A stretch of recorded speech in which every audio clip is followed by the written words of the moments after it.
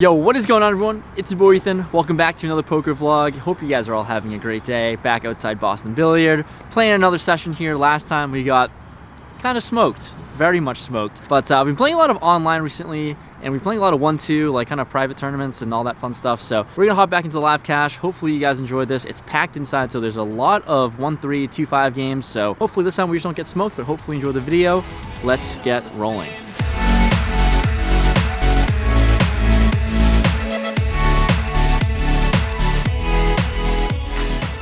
We're into the 1-3 with a $500 buy-in, first hand in with 10-9 of hearts in the small blind. There's a +1 player who opens to $13. This is an older gentleman, so when action folds to me, as much as I do love 3-betting suited connectors, not going to do it this time. I make the call.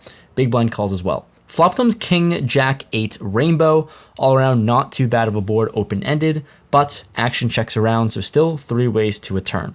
The turn is the 3 of spades, and given the passive action on the flop and are open-ended, going to go for the semi-bluff and bet out $20. Big blind folds, and +1, who raised pre-flop, makes the call. The river is an ace. All things considered, it's a pretty good card to bluff on with 10 high. So I grab for chips, but he immediately grabs chips as well. From this action and against this type of player, it looks like he's ready to call a bet. So after thinking things over, after I was midway through about to bluff on the river here, I slow down and check. He thinks for a while now and actually ends up checking back, shows his hand, pocket queens, and it looks like he was definitely going to call a river bet. Seemed like he was probably going to get a little too sticky with queens there, but although the ace was a good card for us to bluff on. Hand number 2, we've got ace queen off in the hijack. There's a +1 limp.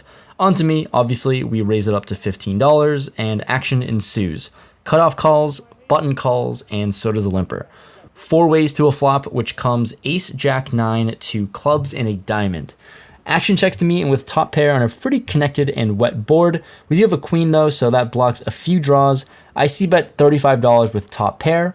Action folds around to the +1 limper. He thinks for quite some time and now makes the call. Looks like he wanted to check raise this flop here, not entirely sure, but his pause is definitely some cause of concern. The turn now comes the 8 of diamonds. And interestingly enough, on this really wet turn, he actually leads out again for $65.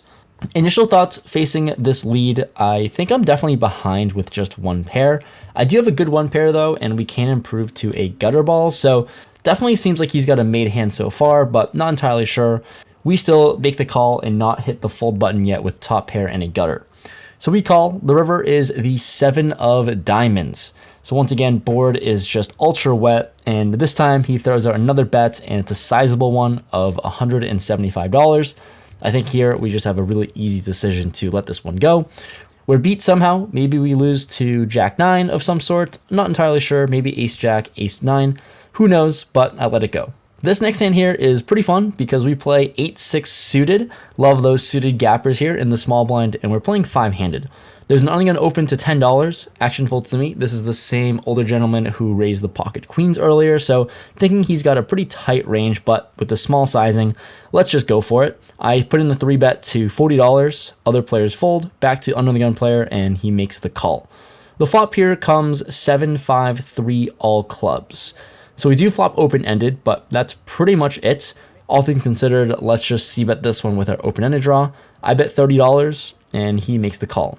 The turn is the ace of hearts. Granted, it is pretty good for my range as the 3-better, although he does have some ace-x holdings, potentially just the ace of spades, since he did open under the gun.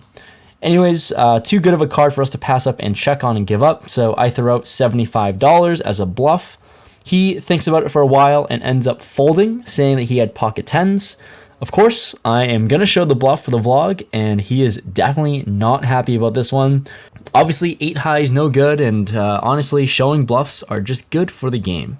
This next hand, little fun fact, 9 is our favorite number, and we pick up 2 of those. We're in the big blind, and there's a +1 open to $12.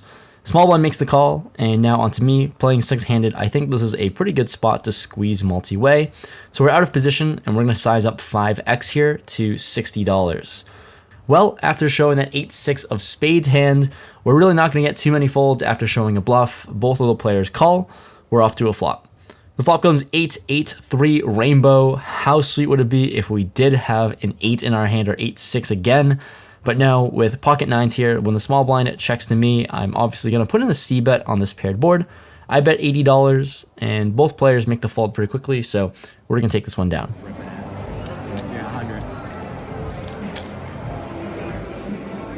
So in this hand, we put in a $5 blind for the under the gun straddle, and we look down at ace king off, so getting rewarded, putting in more money in the middle. There are 4 full callers of this $5 straddle, and now onto me. Obviously, we are definitely raising in this premium. We size to $41. Action folds to the +1 player now, who puts in the very fun limp 3-bet, but it's a small one to $105.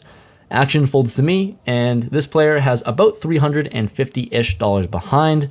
So granted, with this sizing and this action, ace king off for less than 100 big blinds, I think we're just going to rip it all in here. So we decided to rip it all in. If he's got pocket queens, then we're flipping, and we do block aces and kings, so hopefully he doesn't have that in hand.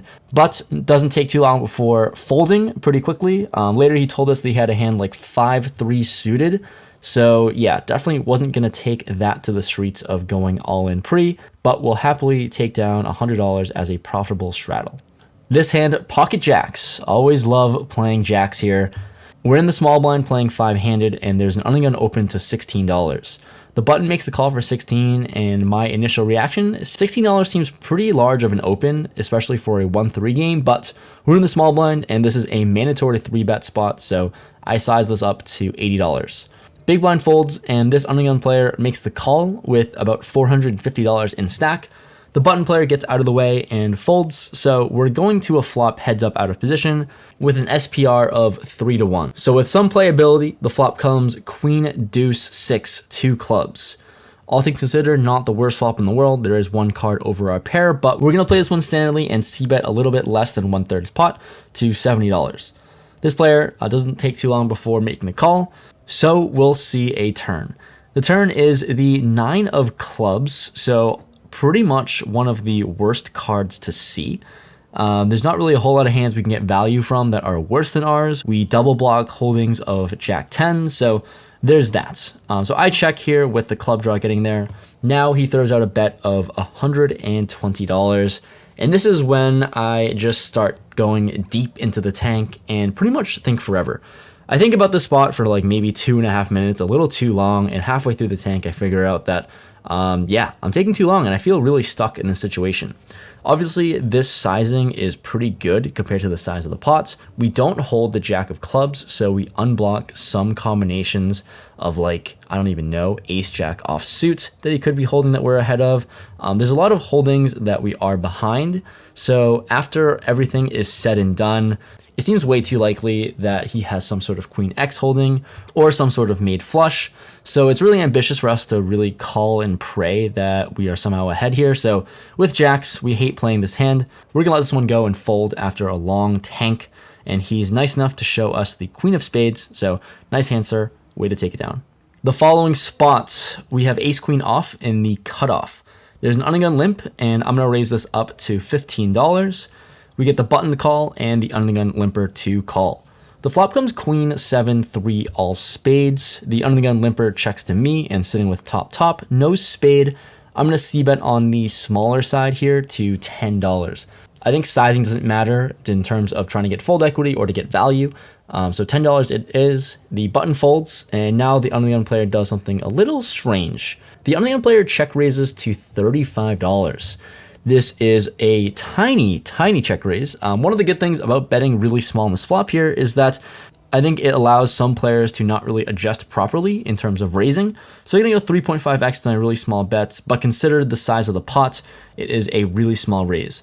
So for only $25, I'm not gonna fold top yet on this monotone board. I make the call. The turn is the Jack of Spades, pretty gross card here. Really just giving up here at this point, but when he checks to us, I'm going to check this back and see a river. The river is the King of Hearts. Once again, I am totally giving up, but action goes check. We get the showdown, and this player shows us 8-7 offsuits. No spade, so we had middle pair on the flop, and we take this pot down.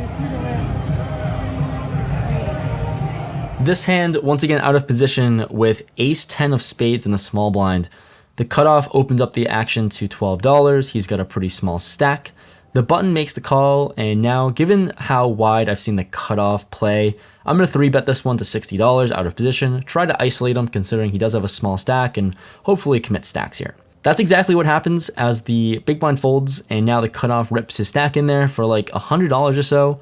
The button gets out of the way, and for like $40 more, obviously never folding, let's go to a run out.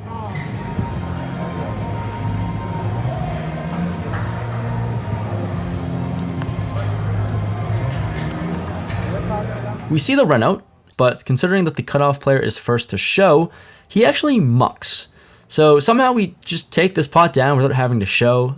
Mucking at showdown is pretty indicative of a really loose jam, I guess, but we show the ace just to be nice, but I've really never seen an open muck like that when we're all in to see all 5 cards. All right, guys. Well, we ended up in Profitville, I guess. We were in the game for $650. Out of it for 19 in a little under 3 hours played. Played pretty short. If you couldn't see my setup from the B-roll, we're shooting some TikTok videos as well. Super hectic. A lot of content coming on my side, and managing 2 different cameras. Who knew? It was pretty tough. Also playing poker in the same time as well. So I don't know. If you want to check out some TikTok content, I'm uploading a lot of stuff there. I'm dedicating a lot of time to making videos for there because it seems like a good opportunity to make videos. So if you have TikTok, if you don't have it, whatever. Shoot me a follow. It's Rampage Poker, shooting some cool stuff, and hopefully you guys enjoy it. But that's the vlog. There's the session. We ended up money, which is better than minus like 1,200, whatever it was last session. But hopefully you enjoyed this video. Leave a like if you enjoyed. Appreciate all the support so far, and I'll see you guys next time. Peace.